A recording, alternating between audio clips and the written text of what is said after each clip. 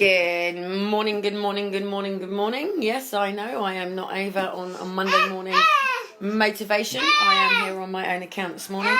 My son is after my stress balls. Do you want to see how many stress balls my friend brought me around? So I have been given plenty of stress balls. In fact, my friend seems to feel that I am under so much stress that he's brought me understanding stress. All of these stress balls, well, they're not stress balls, but we're using them as stress balls because they've got little devils on them. And whenever I'm feeling a little bit shitty, I have now got lots of devils to crush with my freaking bare hands. And he seems to think that loom bands are going to be the answer for me.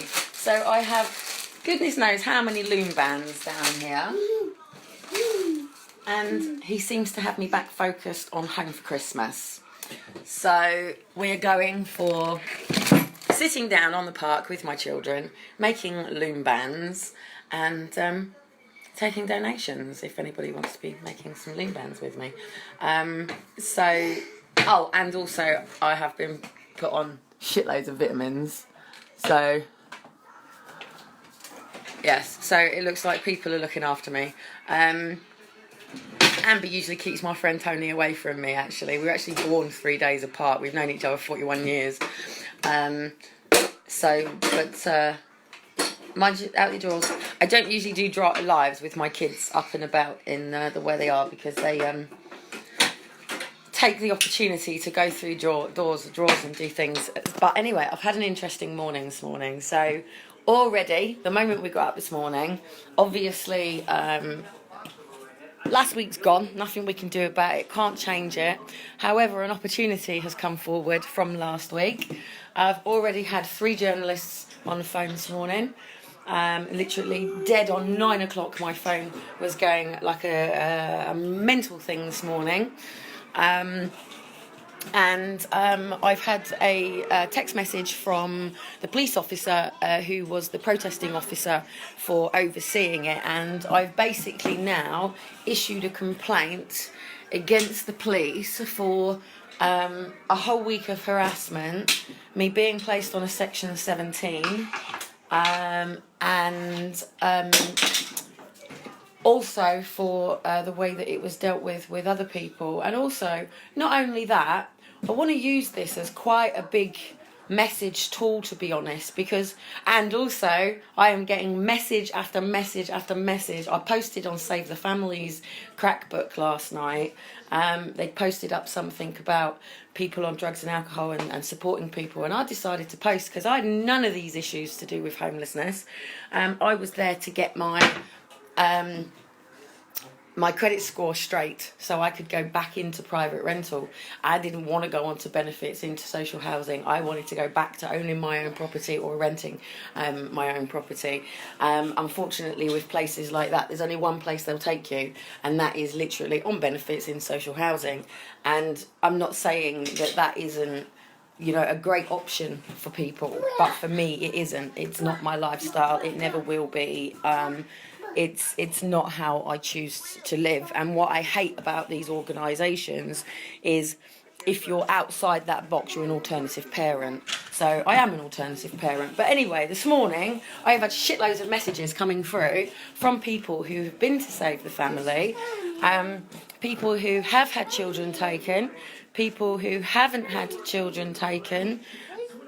Tony, I don't know if Tony's coming around today. If social or police are around, he will be hovering. Tony's my security, by the way. Not relationship, not friend. He is just literally, he pops up anywhere and everywhere. Like I said, Tony and I were born 3 days apart. He's been in and out of prison pretty much on and off over his life because of children being taken in his own life, family life, nephews.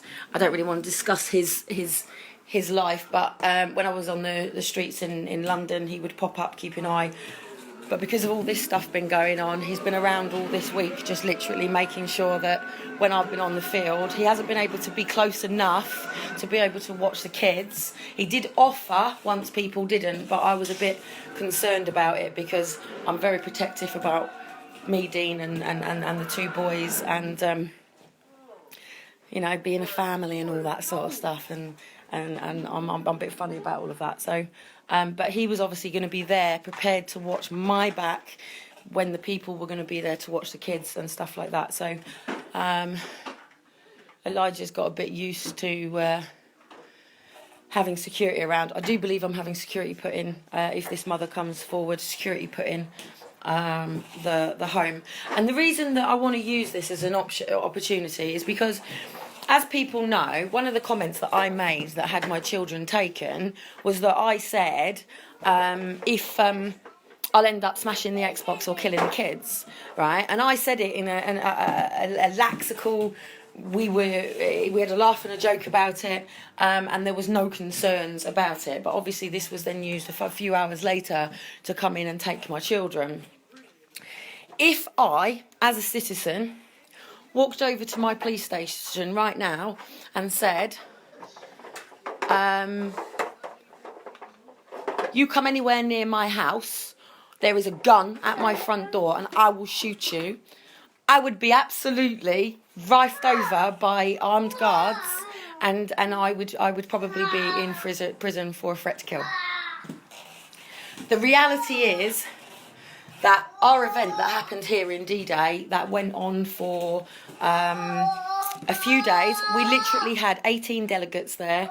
We had pretty much all of the MPs, EMPs, mine were there, the people from the local area were there. We had one stand. Now, as you know, I attend a lot of conferences, a lot of seminars and a lot of events. These events are run by the same people. Set up by, not by Success Resources, the ones that I was talking about, but they're set up in exactly the same way. Events are set up in exactly the same way. Security perimeters in exactly the same way. And then obviously it steps up. £3 million! £3 million! And I'm still waiting for freedom of request to come through.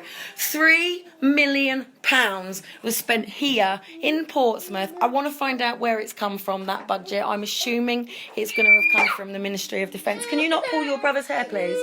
Can you not hurt him? Excuse me. Yeah? Excuse me. Peace in the home.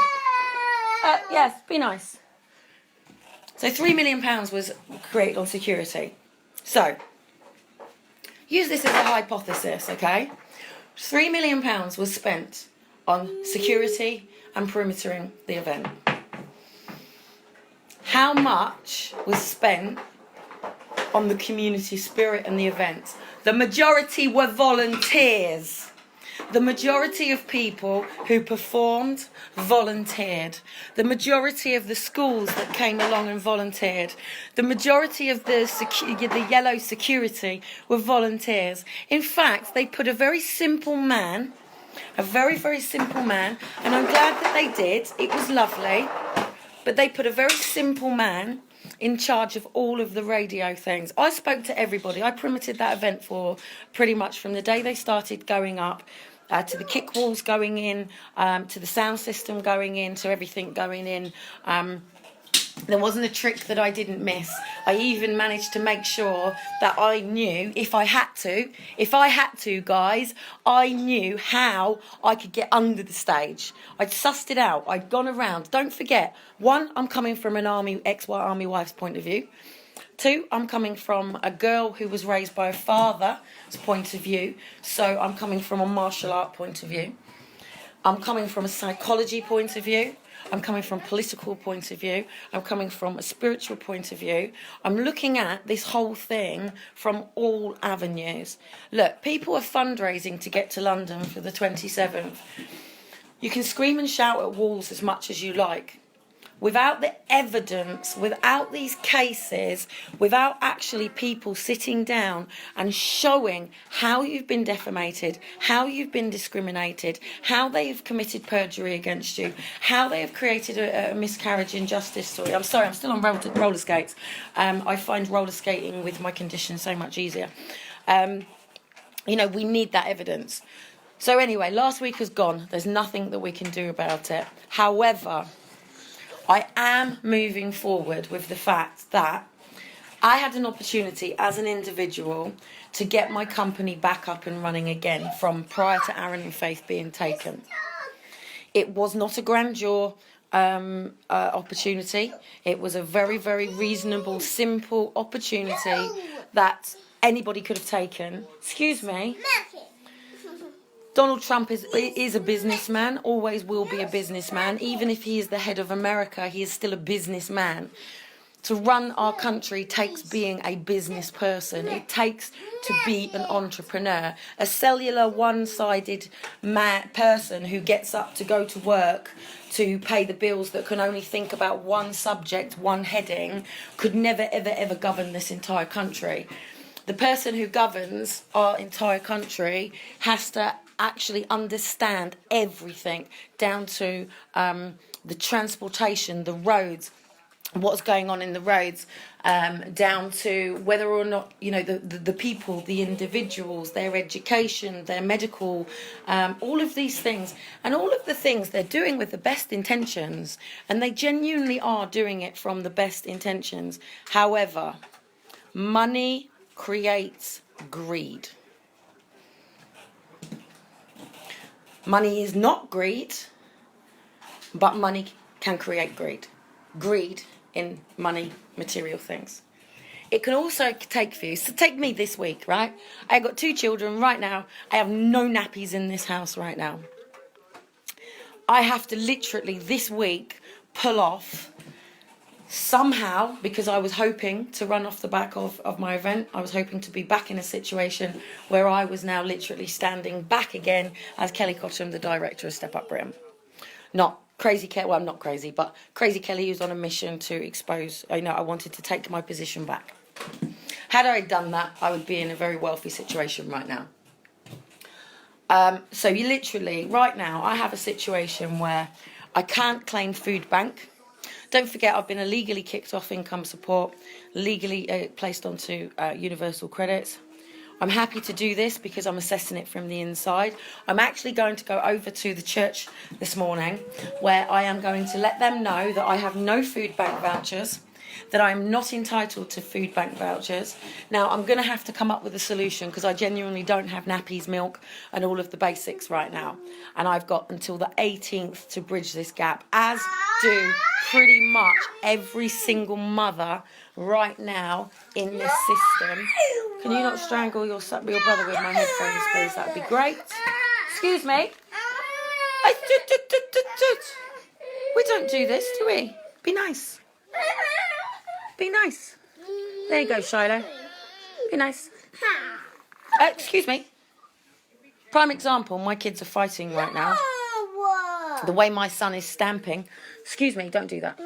The way that one of my sons is stamping on the other would actually be considered a crime. It would be considered assault.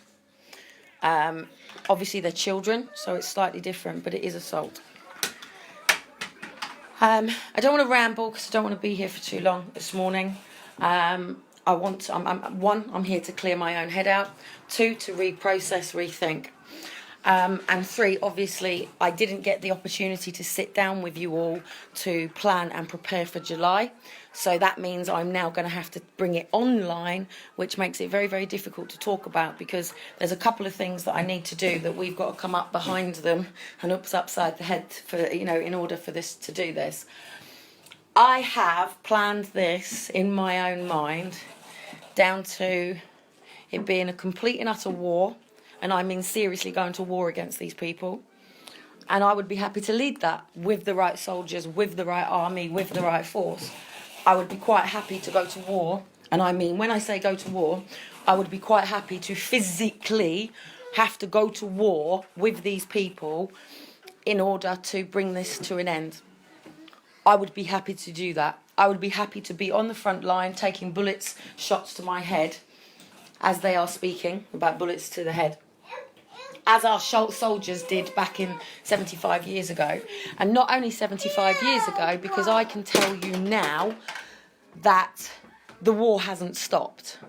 There is a war going on right here, right now. In fact, I think there are 11 wars going on in this world right now. It's not a world war, but there are about 11, 12 wars going on right now. I would have to go and do some pick it out and map that out to which countries are actually in war. As you know, Palestine, there is matters going on over there. Our stuff is going off in Afghanistan. I know full well that in the time that I was an army wife, that my husbands had been to Iraq, they'd been to Iran, they'd been to the Omar.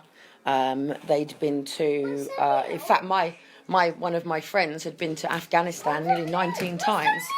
And this certainly it was the last of the milk. As soon as this milk's gone, dude, unless mummy goes down to Wiggles and goes and dances or becomes an escort or something, that is it.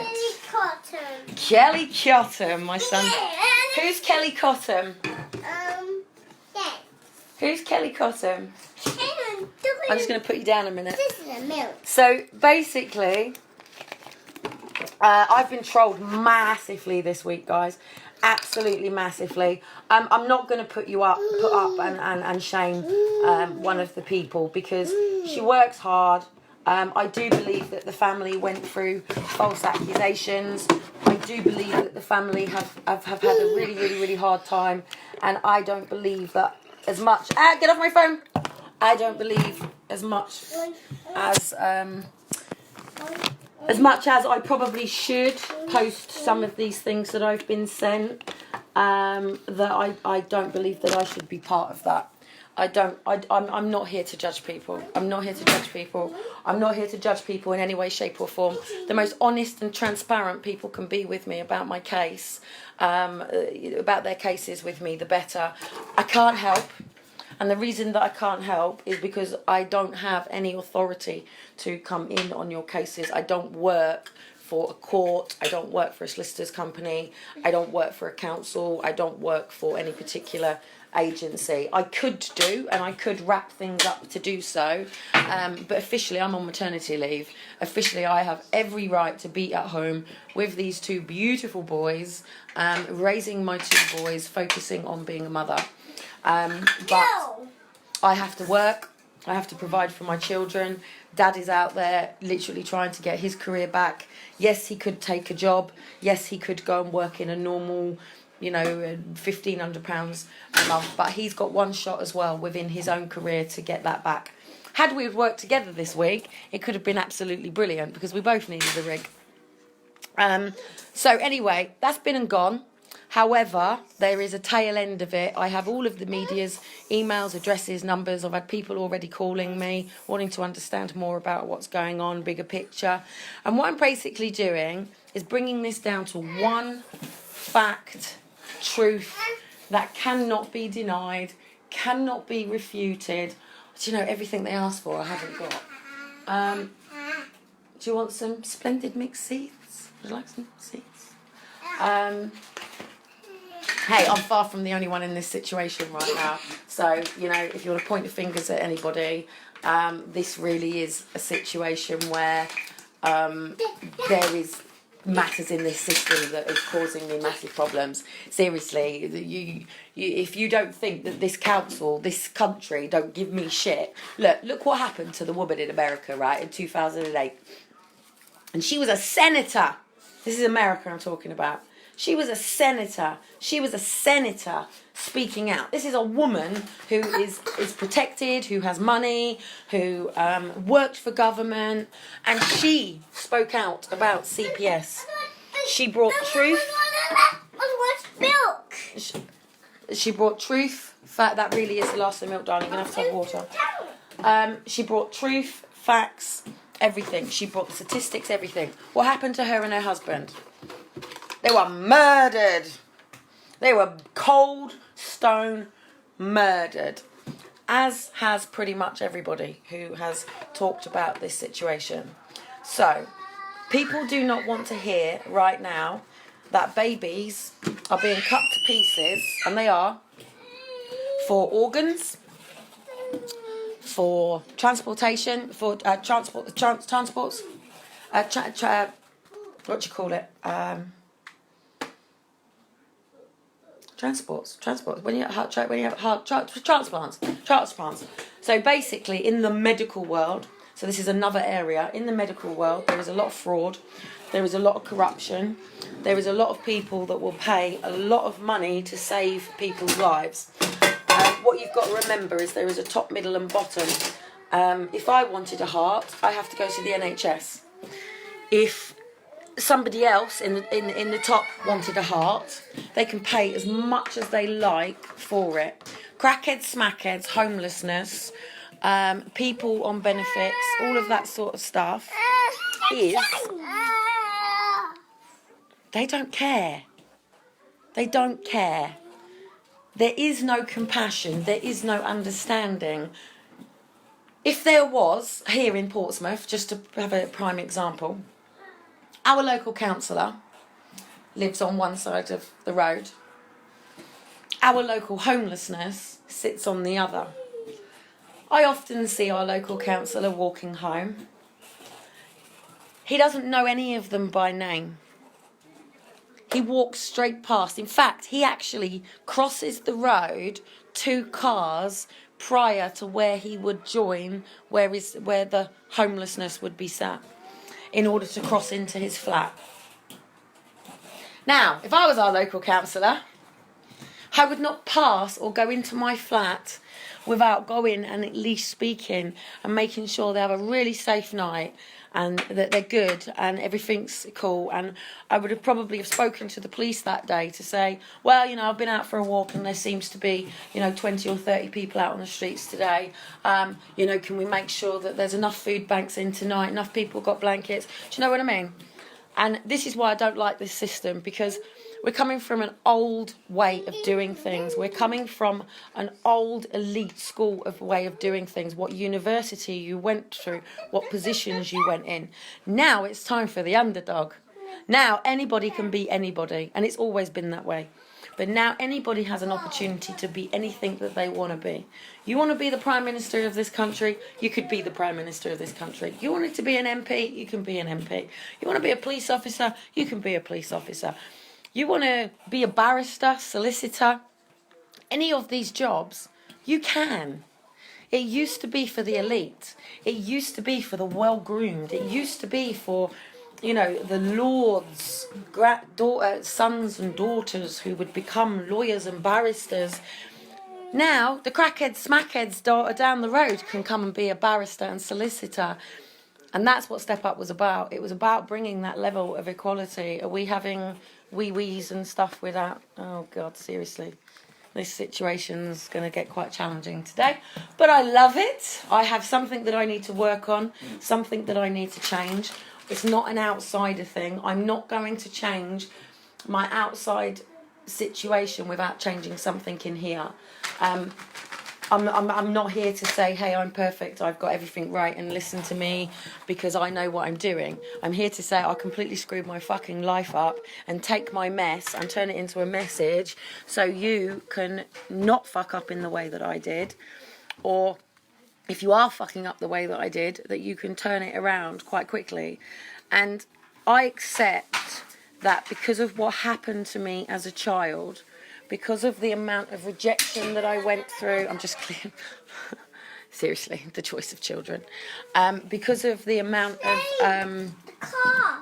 rejection that I went through, and I did. I was taken as a baby. My mum was 16, so I was removed literally as a baby. I wasn't laying in my mother's arms and being nurtured and loved and sort of celebrated into the world. I was a baby who was just left in a crib and a cot. I do believe that my dad loved me. He was only 18, 19. I don't really know. Oh, we're arguing over cars now. We're arguing over material things. Up we go. Come on. Let's go get the cars. Hang on. Kill me. Are we arguing over material things? Are you saying hello? Say hello. Hello. Oh, you want to say hello? Say hello. Hello. Hello. Oh, where's Danger? Where's Danger gone? Who is? Who's that? It's me. Is it you? Look at I can't quite see what you can see, so he hasn't actually got. Elijah's potty training, so I just don't want to reveal him all. So anyway, waffling. It's Monday morning, and it's raining on and off here, so I'm going to have an in day today. I'm going to be pottering around, catching up with calls, speaking to a few people. I would love to say a massive, massive, massive big thank you to the media guys who probably saved my life the other day. So literally, as I'd gone all the way through the security, I'd gone all the way through the checkers and everything like that. I didn't have any campaign stuff on. I had my red X's on my hands, of course. I didn't have any campaign stuff. I didn't have my jacket on, so they couldn't see anything. I knew there wasn't going to be any big surveillance cameras per se in the way that, you know, so face recognition and stuff. But they collared me literally the moment I entered the field. So they were aware that I was coming. Well, what are you trying to get, sweetheart? If you have this little cup, you're going to throw it all over the place. And literally, as soon as I walked through, I had earmarked the media. And they were coming through with all their cameras and stuff like that. So I literally walked up to the media guys and going to give them a big hug. Hey, how you doing? Manipulative cow, and and I just said, look, I'm the one that was threatened to be shot if I could come and step to this park. I think I've got the police behind me. If the police step to me, can you please let them know I'm with you guys? And actually, they took the bait, and he shook my hand, gave me a hug. And literally, the police officer, I heard her. I didn't see her, I heard her. I could just see her jacket. And she went, it's Kelly, isn't it? And I went, yes, it is, thanks, bye. And I walked off with the media. And then literally, as they had to go off and they were going through the security, I said, anyway, guys, I'll catch you later. I've got to go and catch up with the press over here. So literally, I walked straight over to another camera, and I did this at 5 points while I had the police literally mounting behind me. And I could see that this one woman had become 3, this 3 had become 8, this 8 had become 16.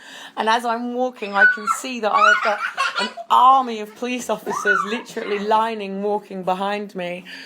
So then I go and stand in front of one of the cameras. I did this quite strategically. So literally, I'm stood in front of their camera and I'm actually talking to the man in front of it. And I'm asking him questions about his camera, but I'm making it look like we're filming, okay?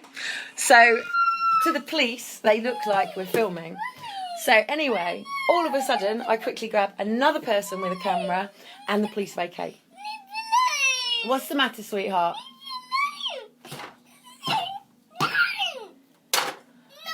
Hey, what's going down?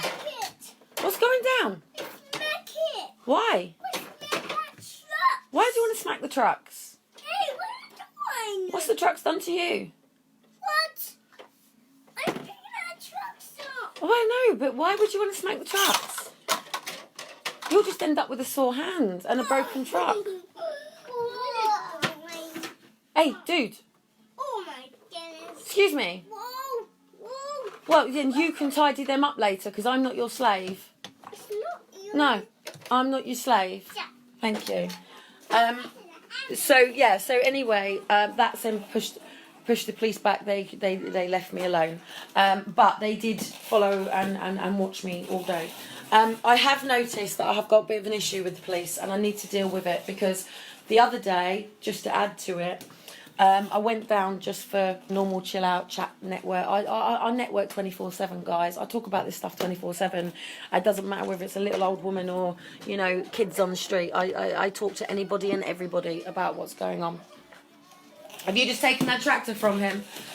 As I went down, Elijah did his normal quick dash in between all of the the picnic. So basically there was a load of people having a 1940s picnic, which you all guys should have been at. And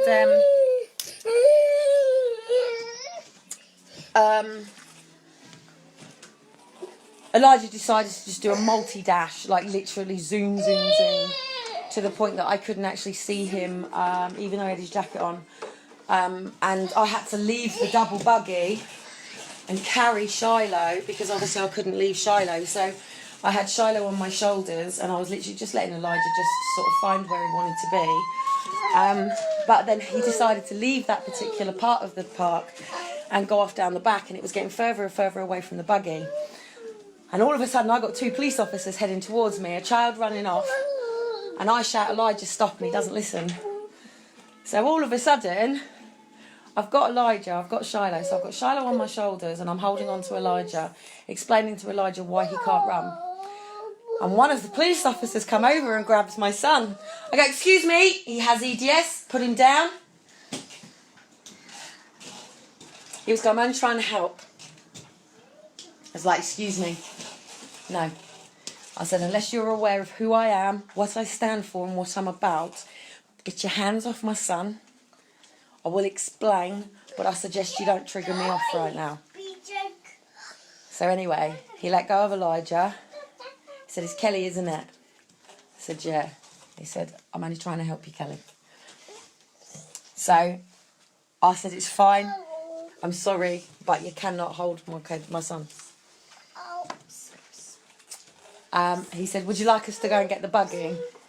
So I'm feeling a little bit stressed because I'm in the middle of a field. I got two police officers with me, and I had an image of the mother in Oxford that time when the police officers were picking her son up and taking her son off her and put her in the car because she'd been to a festival and ended up with heat stroke. So they were just helping. That just helping ended up to the mother and the child being put in the back of the police car. So I had a feeling that I had a couple of people around me just in case. But there's not much anybody can do. If a police officer's got your child, it's not like your friend can walk up to them and say, look, I'm a friend, I've got the kids. Once they're in their hands, it's pretty much going to social.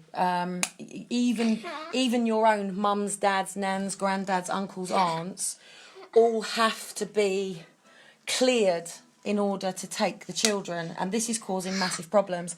It's causing massive delays because children could go to other family members immediately, but once they're in that catalogue, once they're in that system, once they're in that paperwork troll, once they're in that child protection section 20, it's a process. There's nothing you can do about it. It's not like people can turn around and go, oh, okay. Now, you can be arrested and de-arrested, but you still have to have paperwork to de-arrest you. But there is